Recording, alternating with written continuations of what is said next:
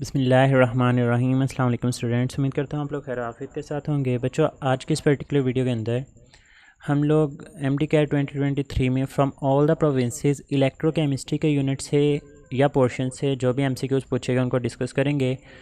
बच्चे, पूछा गया कि oxidation number of free magnesium is. बच्चे याद रखें, कोई भी एलिमेंट हो जब वो अपनी फ्री स्टेट के अंदर एग्जिस्ट करता है, बल्कि आप लोग रूल ही पहला ये पढ़ते हैं कि oxidation number of all the elements in its free state is zero.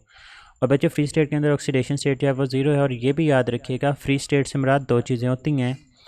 Number one, जब कोई भी एलिमेंट इंडिविजुअल एग्जिस्ट करेगा, लाइक आपको कहीं पे अकेला हाइड्रोजन देखने को मिले, oxygen, nitrogen, fluorine, periodic table में मौजूद तमाम के तमाम एलिमेंट जब अकेले एग्जिस्ट करेंगे, इनके ऊपर ना कोई चार्ज होगा, ना ये किसी की चीज़ के साथ मिलेंगे, तो ये उसकी फ्री स्टेट कहलाती है। और फ्री स्टेट के अंदर ऑक्सीडेशन स्टेट की वैल्यू जो है वो ज़ीरो है। अब फ्री मैग्नीशियम से मुराद है अकेला मैग्नीशियम पड़ा हुआ है। और बच्चे, दूसरा फ्री स्टेट से मुराद होता है कि अगर आपके पास होमोन्यूक्लियर मॉलिक्यूल हो। होमोन्यूक्लियर मॉलिक्यूल से क्या मुराद है? लाइक हम लोग कहते हैं H2 है, Cl2 है, Br2 है, I2 है, मतलब दो एक जैसे एटम्स मिलकर मॉलिक्यूल बनाएंगे तो उसको भी हम लोग फ्री स्टेट बोलते हैं। और फ्री स्टेट के अंदर ऑक्सीडेशन स्टेट की वैल्यू ज़ीरो। नेक्स्ट कहता है कि select the metal which is extracted from the bauxite. तो बच्चे, ये जो आपकी बुक के अंदर इंडस्ट्रियल एप्लीकेशंस लिखी हुई हैं इलेक्ट्रोलिटिक सेल की, उसी के अंदर ये हमारे पास फोर्थ एप्लीकेशन है कि एलुमिनियम को हम लोग एक्सट्रैक्ट करते हैं फ्रॉम द फ्यूज बॉक्साइड। और जो बॉक्साइड है उसका भी वहाँ पर फार्मूला लिखा हुआ है कि Al2O3 डॉट 2H2O। और जिस प्रोसेस के अंदर ये काम किया जाता है, इस प्रोसेस को हम लोग हाल बिरोड प्रोसेस का जो है वो नाम दे रहे होते हैं। तो बच्चे खैर, यहाँ पर हमारे पास जो राइट ऑप्शन है वो आ जाएगा कि हम लोग एलुमिनियम को एक्सट्रैक्ट करते हैं। क्वेश्चन नंबर 107 देखें, कहते हैं कि ये एक रिएक्शन है। How many electrons are gained और लॉस बाय क्रोमियम एटम। अब बच्चे, क्रोमियम को ही स्पेसिफिकली देखें।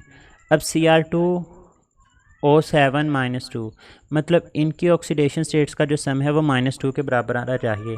बच्चे, आप लोग पढ़ते हैं कि एक ऑक्सीजन की जो ऑक्सीडेशन स्टेट होती है वो -2 है, और अगर हमारे पास यहाँ पर 7 ऑक्सीजन है तो इनकी ऑक्सीडेशन स्टेट होगी -14।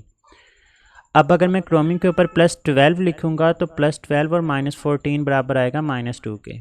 अब +12 is the oxidation state of 2 chromium. अगर एक ऑक्सीडेशन स्टेट की क्रोमियम देखेंगे तो इसको 2 से डिवाइड कर दें, आपके पास आंसर आ जाएगा +6। दूसरी तरफ आपके पास है क्रोमियम के ऊपर +3। तो बच्चे, +6 से +3 में जाना, ऑक्सीडेशन स्टेट डिक्रीज़ हुई, मतलब इसने रिडक्शन की है। और रिडक्शन का मतलब पहली बात तो ये कि इसने गेन ऑफ इलेक्ट्रॉन किए हैं। और कितने इलेक्ट्रॉन गेन किए हैं तो इन दोनों का डिफरेंस देख लें। एक तरफ +6 है और एक तरफ +3 है, तो दोनों का जो डिफरेंस है वो 3 के इक्वल है। तो हमारे पास यहाँ पर जो राइट ऑप्शन है वो बीटा बन जाएगी। बट सिन के अंदर पूछा गया कि in electrochemical series what is the electrode potential of all the metals above hydrogen. बच्चे, इलेक्ट्रोकेमिकल सीरीज़ का थोड़ा सा मैं आप लोगों के जहन में आइडिया बना देता हूँ। हाइड्रोजन जो है वो सेंटर के अंदर होती है, जिसका इलेक्ट्रोड पोटेंशियल जो है वो ज़ीरो है। बच्चे, इससे ऊपर जितने भी एलिमेंट्स हैं इन सभी का इलेक्ट्रोड पोटेंशियल जो है वो नेगेटिव के अंदर होता है। और इसके नीचे जितने भी एलिमेंट्स हैं उन तमाम का इलेक्ट्रोड पोटेंशियल जो है वो पॉजिटिव के अंदर होता है। और इसी वजह से हम लोग कहते हैं कि जैसे जैसे हम लोग टॉप टू बॉटम मूव करते हैं तो हमारे पास रिडक्शन पोटेंशियल की वैल्यूज़ हैं वो हमेशा इंक्रीज़ करती हैं। तो खैर, यहाँ पर जो क्वेश्चन पूछा गया, उन्होंने कहा कि electrode potential of all the metals above hydrogen, इनका इलेक्ट्रोड पोटेंशियल जो है वो नेगेटिव के अंदर होता है।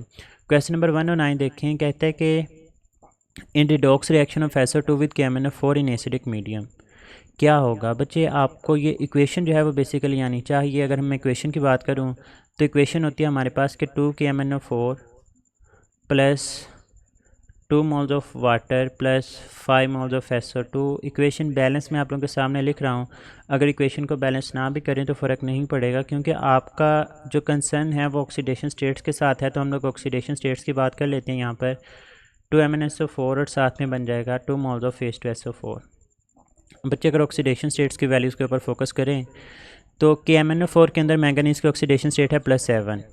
आप लोगों की प्रैक्टिस होनी चाहिए इस चीज़ की।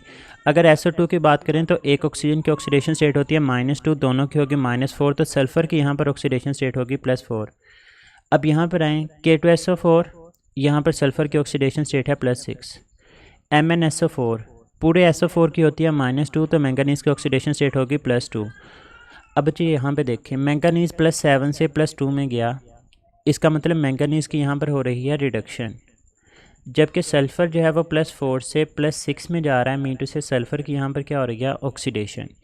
ऑप्शन देखिए 1 बाय 1 कहता है SO2 ऑक्सीडाइजेज द KMnO4। तो बच्चे KMnO4 तो रिड्यूस हो रहा है, KMnO4 ऑक्सीडाइज तो नहीं हो रहा, तो ये तो राइट ऑप्शन नहीं है। बीटा में कहता है SO2 रिड्यूसेस द KMnO4 के SO2 ने KMnO4 को रिड्यूस कर दिया, तो ये बिल्कुल राइट ऑप्शन है। 40 में कहता है कि KMnO4 इनर्ट इन एसिडिक मीडियम, तो ये तो वैसे ही गलत है क्योंकि रिएक्शन हो रहा है तो आप लोगों के पास प्रोडक्ट्स बन रही हैं। और डेल्टा में कहता है कि SO2 can not undergo the redox reaction. बच्चे रिडॉक्स रिएक्शन तो हुआ है, आपके पास सल्फर की जो है वो यहाँ पर ऑक्सीडेशन हो चुकी है और मैंगनीज की जो है वो यहाँ पर रिडक्शन हो चुकी है, तो right option will be beta.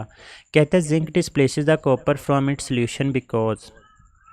बच्चे याद रखिएगा इलेक्ट्रोकेमिकल सीरीज़ की एप्लीकेशंस होती हैं और इनमें से एक एप्लीकेशन ये है कि जो अपर एलिमेंट होता है it can displace lower element from its solution, कि जो ऊपर वाले एलिमेंट है वो नीचे वाले एलिमेंट्स को डिस्प्लेस कर सकते हैं। और बच्चे यहीं पे मैंने आपको बताया कि ऊपर वाले एलिमेंट्स का रिडक्शन पोटेंशियल क्या होता है, जो ऊपर वाले हैं नेगेटिव, मतलब ऊपर वाले एलिमेंट्स का रिडक्शन पोटेंशियल लो होगा, और जो लोअर एलिमेंट्स होते हैं इनका जो रिडक्शन पोटेंशियल होता है वो हाई होता है।